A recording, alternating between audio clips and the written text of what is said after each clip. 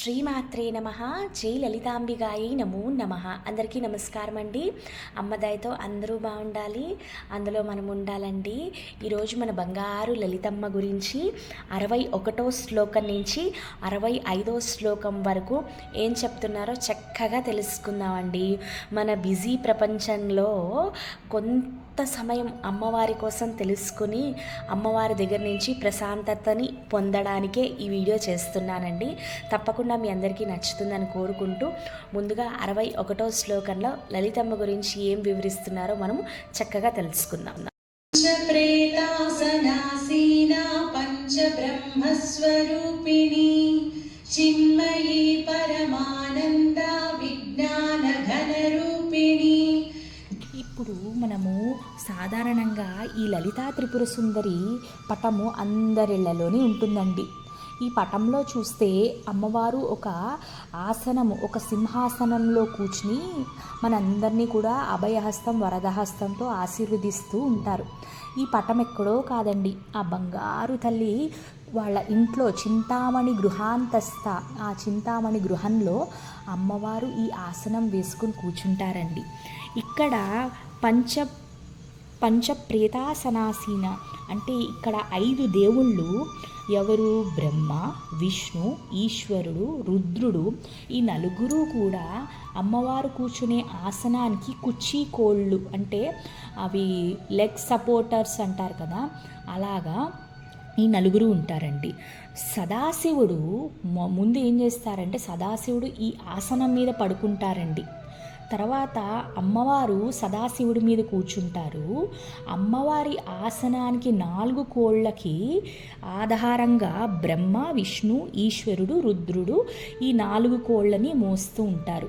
అందుకనే అమ్మవారిని పంచప్రేతాసనాసీన అంటే 5 దేవుళ్ళ మీద ఆధారపడుతూ కూర్చున్నారు. అంటే ఆవిడ ఆసనము 5 దేవుళ్ళు కాస్తున్నారన్నమాట.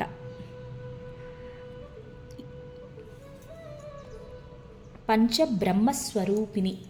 ఇక్కడ బ్రహ్మదేవుడైన, విష్ణువైనా, ఈశ్వరుడైనా, రుద్రుడైనా, సదాశివుడైనా వీళ్ళందరూ కూడా అమ్మ ప్రతిరూపాలేనండి. అమ్మలోంచి వచ్చిన వాళ్ళే. ఎందుకు? బ్రహ్మదేవుడు అమ్మవారి శక్తితోనే ఈ ప్రపంచాన్ని సృష్టించగలరు. విష్ణుమూర్తి అమ్మవారి శక్తితోనే ఈ ప్రపంచాన్ని నడిపించగలరు. పరమశివుడు ఈ ప్రపంచానంతా అంతం చేసి అమ్మలో ఐక్యం చేయగలరు. అమ్మ శక్తి లేకపోతే వీళ్ళందరూ కూడా కదలని వస్తువులతోనే సమానమండి. అమ్మ శక్తే మూలము. అందుకని వీళ్ళందరూ కూడా అమ్మలోని ప్రతిరూపాలు. అమ్మలోని వీళ్ళందరూ కూడా 5 రూపాల కింద ఉన్నారండి. అందుకని అమ్మని పంచబ్రహ్మస్వరూపిణి అని పిలుస్తారు. చిన్మయి అంటే పరిపూర్ణమైన జ్ఞానమయి అని. అమ్మకి తెలియని విషయం ఏమీ ఉండదండి, మొత్తం అంతా తెలుసు అన్నమాట. పరమానంద, అమ్మవారు ఆనందమై. ఆవిడ ఆనందం ఎంత బాగుంటుందంటే పున్నమి వెన్నెలలోని ఒక కలువ పూల తోటలో కుర్చీ వేసుకుని కూర్చుంటే ఆ వెన్నెల నీడలో చల్లని గాలి ఒక్కసారి ఊహించుకోండి ఎంత ఆనందంగా ఉంటుందో. మన అమ్మ దగ్గర ఉంటే కూడా అంతే ఆనందం ఉంటుందండి. అందుకనే ఆవిడ భక్తులలోని ఎలాంటి దుఃఖాలున్నా తొలగించి ఆనందమై, పరమానందమయ్యేలాగా మనని కరుణిస్తారు. స్వరూపం అండి. విజ్ఞాన గణరూపిణి. ఘన అంటే ఇక్కడ పెద్ద కొండ కానీ పెద్ద రాయి అంటే అంత గట్టిగా, చాలా గట్టిగా ఉండేది ఏ వస్తువు అయితే ఉంటుందో దాన్ని ఘన అంటారు. అమ్మవారి జ్ఞానము ఇక్కడ అంత గట్టిగా దృఢంగా ఉంటుంది అని ఈ నామం తాలూకా అర్థం. దీంతో 61వ శ్లోకం అయిందండి.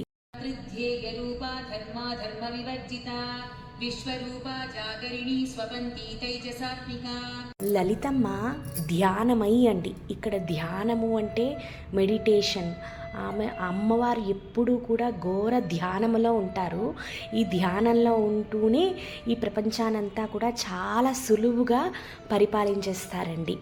ఈ ధ్యానము అమ్మవారు అమ్మవారు మనుషులకి ఇచ్చిన చాలా మంచి బహుమతి.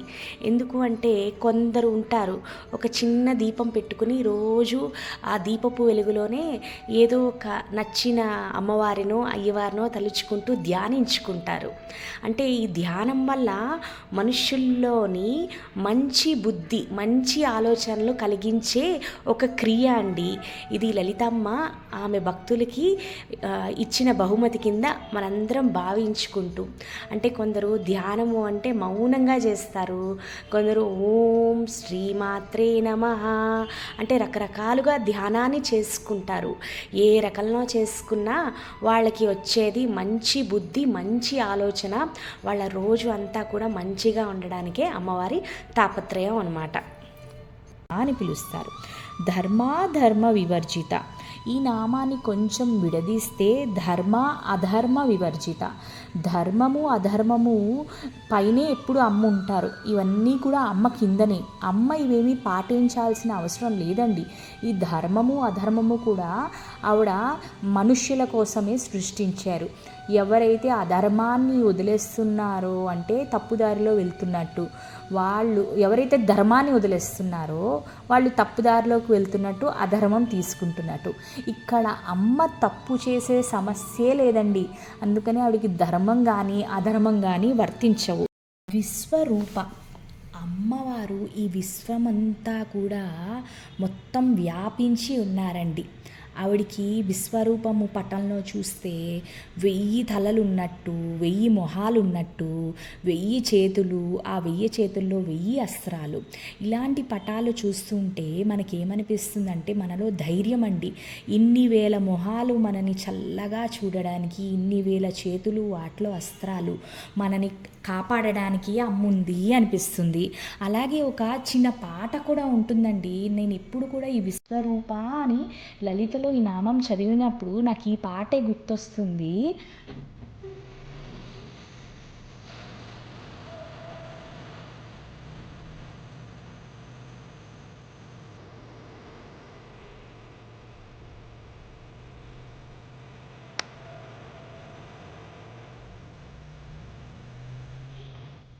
ఈ పాట ఎంత చక్కగా అమ్మ శక్తిని, అమ్మ గురించి రాశారు అంటే వింటుంటేనే పులకరించిపోతుందండి.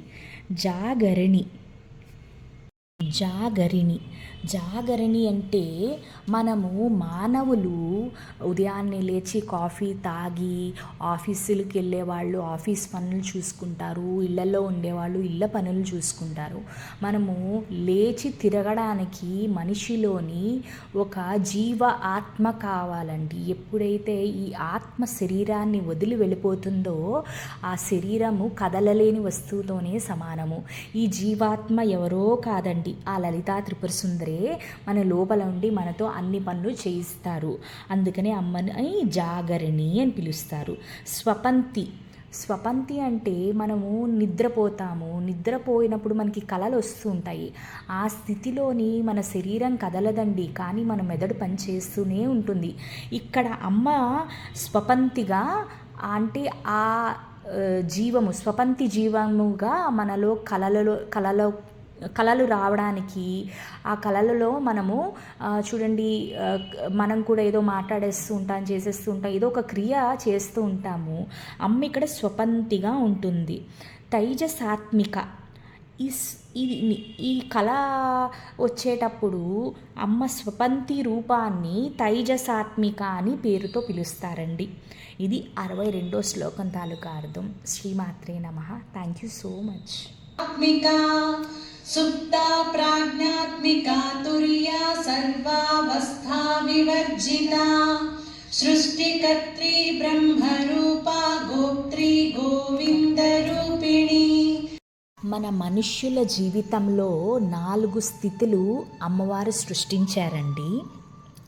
62, 63 శ్లోకాల్లోని నామాలు కొంచెం కన్ఫ్యూజింగ్గా ఉంటాయి. అందుకని నేను కొంచెం క్లియర్గా ఈ వీడియోలో చెప్దామని ప్రయత్నిస్తున్నాను. అమ్మవారు మన కోసం 4 స్థితులు సృష్టించారండి. మొదటి స్థితి జాగరిణి. ఈ జాగరిణి అనే స్థితిలోని మనం అందరం కూడా మన ఇంటి పనులు, ఆఫీస్ పనులు, మన శరీరము, మన బుద్ధి రెండూ కూడా కార్యసిద్ధిలోనే, అంటే యాక్టివ్గానే ఉంటామండి. లేచి తిరుగుతూ అన్ని పనులు చేసుకునే స్థితి పేరు జాగరిణి స్థితి. ఈ జాగరిణి స్థితి నుంచి రెండో స్థితి స్వపంతి అని ఒక స్థితి ఉంటుంది. ఇది నిద్ర తర్వాత స్వప్నం వచ్చే స్థితి అండి. స్వప్న లోకం అంటాం కదా. ఇక్కడ ఏమవుతుంది, మన శరీరం పనిచేయదండి, పడుకునే ఉంటుంది, కానీ మన మెదడు యాక్టివ్గానే ఆ స్వప్నంలో కూడా మనం ఏదో ఒక పని చేస్తూనే ఉంటాము. ఈ స్థితికి రావడాన్ని స్వపంతి స్థితి అంటాము. ఈ స్థితిలోని ఆ లలితా త్రిపుర సుందరిని తైజసాత్మిక అనే ఒక పేరుతో పిలుస్తాము. అంటే పడుకుని నిద్రస్థితిలోకి రావడానికి కూడా మనకి ఒక శక్తి సహాయం చేస్తేనే నిద్రస్థితిలోకి వెళ్తాం కదండి. ఆ స్థితిలో అమ్మవారిని తైజసాత్మిక అని పిలుస్తాము. మూడో స్థితి స్థుప్త. ఈ స్థితి ఏంటంటే స్వప్నం అయిపోయింది, మన మెదడు బాగా అలసిపోయింది, ఇప్పుడు గాఢ నిద్రలోకి వెళ్ళిపోతామండి. ఇప్పుడు మన శరీరము, మన మెదడు రెండూ కూడా అసలు యాక్టివ్గా ఉండవండి. అంటే ఏదో 1% మన మెదడు యాక్టివ్గా ఉంటుంది. చూడండి, గాఢ నిద్రలో ఉంటాము, ఒక్కొక్కసారి లేద్దామని ప్రయత్నిస్తాం కానీ లేవలేకపోతూ ఉంటాం. అబ్బా ఎంత నిద్రగా మత్తుగా ఉందిరా అని అనుకుంటాం. అప్పుడు 1% మన బ్రెయిన్ కొంచెం యాక్టివ్గా ఉంటుందండి. ఈ స్థితిని స్థుప్త అని పిలుస్తాము. ఈ స్థితిలో లలిత అమ్మవారి పేరు ఏంటి? ప్రాజ్ఞాత్మిక. స్థుప్త ప్రాజ్ఞాత్మిక అంటే 63వ శ్లోకం తాలూకా అర్థము ఇక్కడి నుంచి మొదలవుతుందండి. ఇవన్నీ నేను ఎందుకు చెప్తున్నానంటే మీకు ఏదో అలా డైరెక్ట్గా చెప్పిస్తే కనెక్టివిటీ లేకుండా మనకి అర్థం కాదండి. స్థుప్త అనేది గాఢ నిద్ర స్థితి అండి. ఆ స్థితిలో లలితమ్మవారిని ప్రాజ్ఞాత్మిక అని పిలుస్తారు. ఇది 3వ స్థితి స్థుప్త అనేది. 4వ స్థితి తుర్య అండి. ఈ తుర్య అనే స్థితి గాఢ నిద్ర తర్వాత అది వేరే ప్రపంచం అండి. ఇక్కడ మన మెదడు 1% కూడా పనిచేయదండి. ఇందాకలా 3వ స్థితి స్థుప్తాలోని 1% అయినా పనిచేసి యాక్టివ్గా ఉంటుంది. ఈ స్థితిలో ఎలాంటి ఆలోచనలు ఉండవండి. ఇది ఒక ప్రశాంతమైన ప్రపంచం. ఈ 4వ స్థితి అయిన తుర్యాకి చేరుకోవాలంటే ఆ మనుష్యులు ఎవరిని మోసం చేయకుండా రూపాయి సంపాదించుకున్న వాళ్ళు వాళ్ళ కష్టార్జితంతోనే చేసుకుంటారు చూడండి. అలాంటి వాళ్ళకి మనశ్శాంతిగా నిద్రపడుతుంది. వాళ్ళు తుర్య అనే స్థితికి చేరుకుంటారు. ఈ తుర్య అనే స్థితిలోని ఆ బంగారు తల్లిని తుర్య అనే స్థితి ఆ బంగారు తల్లి కొంతమందికే ప్రసాదిస్తారండి. సో ఇక్కడ మనకి మొత్తం 4 స్థితులండి. మొదటి స్థితి జాగరిణి, స్వపంతి. ఈ 2 నామాలు 62వ శ్లోకంలో వస్తాయండి. 3వ స్థితి స్థుప్త, 4వ స్థితి తుర్య. ఇవి 63వ శ్లోకంలో వస్తాయండి. ఇప్పుడు మనం ఎంతవరకు చేసాము? తుర్య అనే స్థితి వరకు తెలుసుకున్నాం. తర్వాత సర్వావస్థ వివర్జిత. ఇక్కడ 4 స్థితులు జాగరణి, స్వపంతి, స్థుప్త, తుర్య. ఈ 4 స్థితుల పైనే అమ్మవారు ఉంటారండి. ఈ 4 స్థితులు కూడా అమ్మ మన కోసమే చేశారు కానీ ఇవి అమ్మకి వర్తించవు. సృష్టికర్త్రి అమ్మవారు. ఈ సృష్టిని అంతా కూడా అమ్మవారే తయారు చేశారండి. అమ్మే ఈ సృష్టికి కన్న తల్లి. బ్రహ్మరూప. లలితా త్రిపుర సుందరి సాక్షాత్తు బ్రహ్మస్వరూపం అండి. ఎప్పుడైతే బ్రహ్మదేవుడు ఈ ప్రపంచాన్ని పుట్టించడానికి లలితమ్మ శక్తి ఉపయోగిస్తారో, అంటే బ్రహ్మదేవుడు కూడా లలితమ్మవారిలో ఒక భాగము. అమ్మవారు పరాశక్తి, పరబ్రహ్మ స్వరూపిణి. అమ్మ నుంచే మొత్తము త్రిమూర్తులు మొదటి ఉద్భవించి అప్పుడు బ్రహ్మదేవుడు ఉద్భవించిన తర్వాత ఈ ప్రపంచాన్ని సృష్టించడం మొదలెడతారు. ఎలాగా? అమ్మ శక్తిని ఉపయోగించి. ఇక్కడ బ్రహ్మదేవుడు లలితమ్మలో ఒక భాగము అన్నమాట. అలాగే ఆ విష్ణుమూర్తి కూడా అమ్మ శక్తి ఉపయోగించి ఈ ప్రపంచాన్ని నడిపిస్తారు. అంటే ఇక్కడ విష్ణుమూర్తి కూడా లలితమ్మలో ఒక భాగము. అందుకనే అమ్మవారిని గోప్త్రి గోవింద రూపిణి అని పిలుస్తారు. ఇదండి 63వ శ్లోకం తాలూకా అర్థము. కొంచెం 62, 63 రెండు కొంచెము కలిసి ఉండడం వల్ల ఇంటర్లింక్డ్, అందుకనే నేను రెండు కలిపి ఇందులో పెట్టేశాను. మీ అందరికీ తప్పకుండా మా హార్డ్ వర్క్ నచ్చితే ఒక్క లైక్ చేయండి. శ్రీమాత్రే నమః. సర్వం శ్రీ లలితార్పణమస్తు.